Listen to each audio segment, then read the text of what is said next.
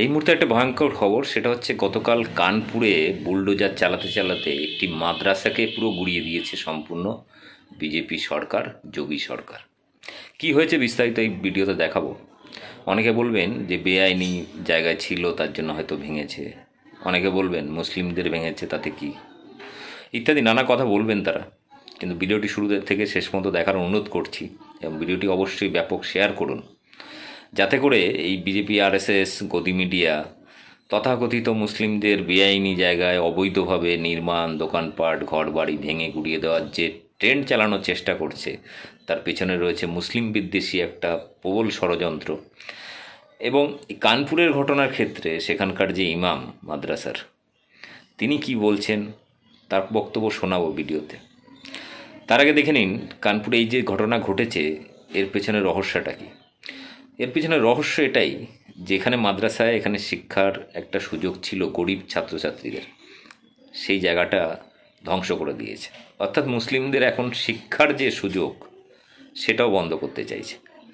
মাদ্রাসার যে ইমাম তিনি কি বলছেন দেখুন। তিনি বলছেন যে এই যে জমিতে মাদ্রাসাটা ছিল, সেই মাদ্রাসাটা তাদের নিজেদের জমি, তার সমস্ত কাগজপত্র রয়েছে। তা সত্ত্বেও গায়ের জোরে ওখানকার নগরপালিকা অর্থাৎ পৌরসভা তারা বুলডোজার এনে সম্পূর্ণ গুড়িয়ে দিয়েছে। এমনকি সেই ভেতরে ফার্নিচার, বইপত্র, কোরআন কিছুই তারা বাদ রাখেনি, সমস্ত কিছু গুড়িয়ে দিয়েছে। কি চলেছে অবস্থাটা দেখে নিন এবং ওই ইমামের বক্তব্যটা শুনুন। তিনি প্রেস কনফারেন্স করে সমস্ত কাগজপত্র দেখাচ্ছেন, তারপরে এই অবস্থা। এবার ভাবুন যে ভারতবর্ষে তথাকথিত বিজেপি আরএসএস কতটা ধ্বংসাত্মক দিকে নিয়ে যাচ্ছে দেশটাকে। তারা চাইছে মুসলিমরাও পাল্টা এর বিরুদ্ধে রুখে দাঁড়াক এবং যাতে দাঙ্গা হাঙ্গামা করে মুসলিমদের গণহত্যা করা যায়, মুসলিমদের বিরুদ্ধে বানর বাহিনীকে, আর্মিকে, পুলিশ মিলিটারিকে ময়দানে নামিয়ে দেওয়া যায় এবং সারা দেশটাকেই কাশ্মীরের মতো উত্তপ্ত করে এবং 144 জারি করে দেশ থেকে সম্পূর্ণ বিনাশ করা যায় মুসলিমদের, সেটাই চেষ্টা চালাচ্ছে। দেখুন সেই ইমামের বক্তব্য এবং ভিডিও।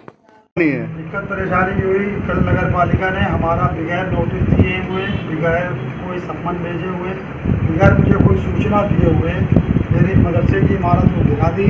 जो मदरसे की निजी भूमि थी उसको बगैर कोई सूचना दिए हुए उन्होंने गिराया है।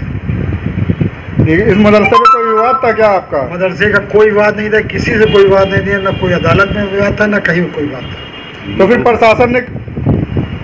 प्रशासन ने क्यों जो है इसको तो आपको तोड़ा है? प्रशासन इस बात का कोई जवाब ही नहीं दे रहा कि इसको क्यों तोड़ा है।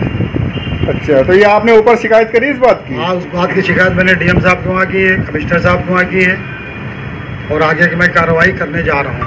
ये आपके पास ये कागज काहे गए हैं? ये हमारे पास ये देखिए कागज जो है, ये मदरसे की भूमधरी के हैं, जो निजी संपत्ति होती है भूमधरी, 1, 2, 3 और ये 4, और ये नक्शा नगर पालिका ने खुद उसी भवन का जिसको गिराया उसका खुद नक्शा पास किया। नक्शा पास करने के बाद ही इमारत बनाई गई है। ये ज़मीन के जो रजिस्ट्री के सारे कागज़, ये रजिस्ट्री के सारे कागज़ हैं जिनसे खरीदी गई है। तो आपको पीड़ित क्यों किया जा रहा है? कौन कर रहा है पीड़ित आपको?